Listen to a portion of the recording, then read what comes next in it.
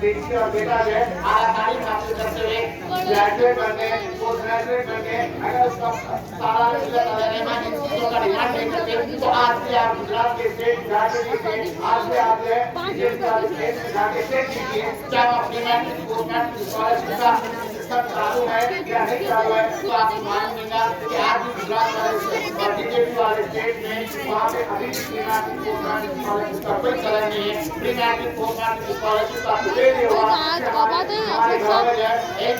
जो है रोशनी आ गई, हर तरफ एक का दौर लगा हो गया, हर घर में कम एक दो ग्रेजुएट एक माहौल की बात हो गई। ये लॉकडाउन के जमाने में जहाँ पे जो है हमारे कारोबार ठप हो गए, हमारी दुकानें बंद हो गई, हमारे कारोबारी इदारे काम खत्म हो गए, मगर आप ताज्जुब करेंगे कि कई मल्टीनेशनल कंपनीज में आज भी वर्क फ्रॉम होम का कल्चर चल रहा, वहाँ पे ग्रेजुएट बच्चों का, एमबीए बच्चों का, इंजीनियर का अपॉइंटमेंट हो रहा और उसको अमेज़न जैसी कंपनीज में और क्या बोलते हैं कई बड़े-बड़े कंपनीज में जो है एमएनसी के जॉब मिल रहे, ये एमएनसी के जॉब अगर बच्चे हासिल कर सके तो वो सिर्फ और सिर्फ सारा रेगुलर की दूरंदेशी का नतीजा था कि प्री मैट्रिक और पोस्ट मैट्रिक स्कॉलरशिप का चयन हुआ और हमारे बच्चे जो इसमें तालीम याफ्ता हुए और आज एमएनसी में जॉब हासिल करके एक इस्लाम की जिंदगी गुजार रहे हैं। अब सवाल करने वाले क्या डेवलपमेंट हुआ, क्या डेवलपमेंट हुआ, कैसा डेवलपमेंट हुआ, वो जो इस तरह के सवाल करते हैं उससे पहले मैं ये पूछना चाहूँगा कि डेवलपमेंट के मायने क्या होते हैं, डेवलपमेंट किसको कहा जाता है। सिर्फ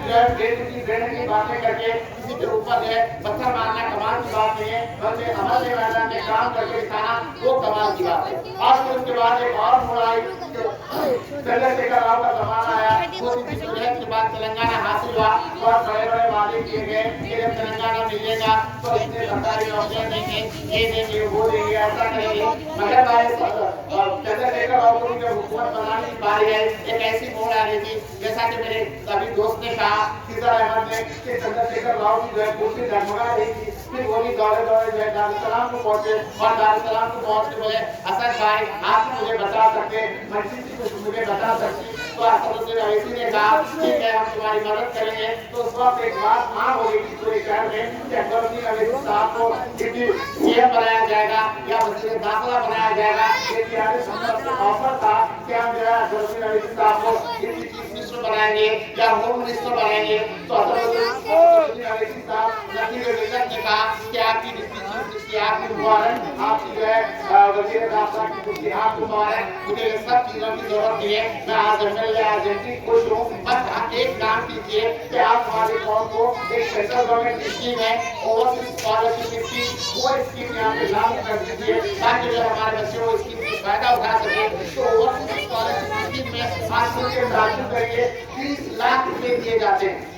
20 लाख रुपए दिए जाते हैं, जिसके दुपहर में आज बच्चे अमेरिका में तालीम हासिल करें, जिसके दुपहर में आज बच्चे ऑस्ट्रेलिया में तालीम हासिल करें, जिसके दुपहर में आज बच्चे दुनिया के चौथे कस्बे में जाके मुसलमान और क्रिश्चियन माइनॉरिटी के जो भी स्टूडेंट्स हैं जिसका फायदा उठा रहे हैं। आज कई लोगों के बच्चे जो है आप उनके हासिल करेंगे, आप जब पूछेंगे तो मालूम का फलां का बच्चा ऑस्ट्रेलिया में, फलां का बच्चा अमेरिका में, फलां का बच्चा लंदन में, दरियाफ्त करें कैसा पहुंचा आपका बच्चा, आपकी हालत तो ऐसी रहेगी। तो कहा जाता है कि ये ओवरसीज स्कॉलरशिप का नतीजा है 20 लाख रुपए scholarship plus two and fro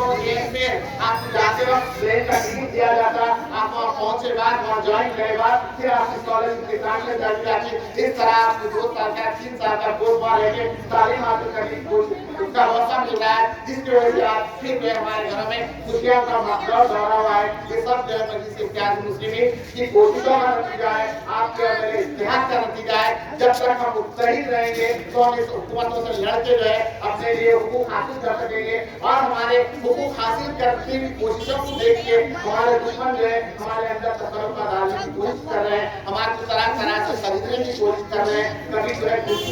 कुर्सी देने की बात करते, कभी पैसा देने की बात करते, तो हमारे पास आ जाओ हम ये देते, हमारे हाथ में पर पुराने शर्ट को ले लो, हम उसका रंग बदल देने की बात करते। रंग बदल देने की बात यह है कि यहाँ पे आपके सुकून के साथ इत्मीनान के साथ सांस ले रहे हैं, अपना कारोबार कर रहे हैं, अपनी दुकान चला रहे हैं, अपना स्कूल चला रहे हैं, अपना कॉलेज चला रहे हैं, अपना जिम चला रहे हैं। ये सब उनके आंखों में खटक रहा है। वो ये नहीं चाहते कि हम अपना स्कूल इत्मीनान से चलाएं, हम अपना कॉलेज इत्मीनान से चलाएं, हम अपनी जिम इत्मीनान से चलाएं, हम अपनी होटल इत्मीनान से चलाएं, हम अपनी दुकान इत्मीनान से चलाएं। वो तरह से हम आपको रुकावट में डालने की कोशिश की तैयारी कर रहे हैं। और एक मरतबा अगर हम गलती से भी इससे पहले पूरे वजीर थी तो एक बात हुई थी कि क्यों ना एक मतलब दीजिए मौका दे दिया जाए, देखिए वो क्या काम करती है और मौका दे दिए और क्या काम हो रहा है आप देख रहे हैं, क्या क्या हासिल हो रहा है आपको अंदाजा है। ना उनकी कौम खुश है ना हमारी कौम खुश है। तो कहती इस तरह की गलती हमसे ना हो जाए कि हम भी कोई लापरवाही का मुजाहरा करें और हमारे शहर में किसी का मसला हो जाए। हमारे एक एक वोट की अहमियत है और ये वोट से सलीम साहब की जात को फायदा पहुंचने वाला नहीं है, ये वोट से फजल खान साहब की जात को फायदा पहुंचने वाला नहीं है, ये वोट से असद साहब की जात को फायदा पहुंचने वाला नहीं है, ये वोट से जो है आपको और मैं को फायदा पहुंचने वाला है, आपसे और मेरी आने वाली नस्लों को फायदा पहुंचने वाला है। आज तक जैसा हम इत्मीनान के साथ जिंदगी गुजार रहे हैं, अगर हमारा इतिहास इसी तरीके से बात करेगा तो हमारे आने वाली नस्लें भी जो है इत्मीनान और यकीन के साथ और पुरसुकून जिंदगी गुजारेगी। कोरोना वायरस की वजह से जो वक्त सीए पे अमल नहीं किया जा रहा है, मगर आपसे 8 दिन पहले का हिंदू अखबार आप उठा के देखो, हिंदू अखबार में सीए जो फाइल करा और सीए के बारे में क्या तैयारी चली, तो गवर्नमेंट की तरफ से रिपोर्ट आई कि आज सीए पे अमल दरामद करने के लिए पूरी तैयारियां की जा चुकी है, कभी भी जो इसके ऊपर अमल किया जा सकता है। इसका मतलब फिर हमारी छेड़छाड़ी करने की तैयारी शुरू हो चुकी है। सीए का मामला दबा नहीं, एनपीआर का मामला दबा नहीं, ये मामला भी खत्म नहीं हुआ, बल्कि सिर्फ कोरोना वबा जो है इस मामले को रोके रखी हुई है। तो इसलिए आपका और मेरा इख्तियार बेहद जरूरी है। मैं आप तमाम हजरात से इस जोश और खरोश के साथ आज इस दरगाह में आप लोग हैं, मैं एक बहुत खुश हूँ क्योंकि मैं पिछले 3 दिन से दर्शकों को मुखातिब कर रहा हूँ, कहते हैं दर्शकों का मलबला देखने को नहीं मिला। इस जोश और मलबले के साथ आप आज यहाँ आए हैं। 1 दिसंबर 2020 को इसी जोश और मलबले के साथ सुबह के 3 सातों में अपने अपने रजिस्ट्रेशन पे पहुंचे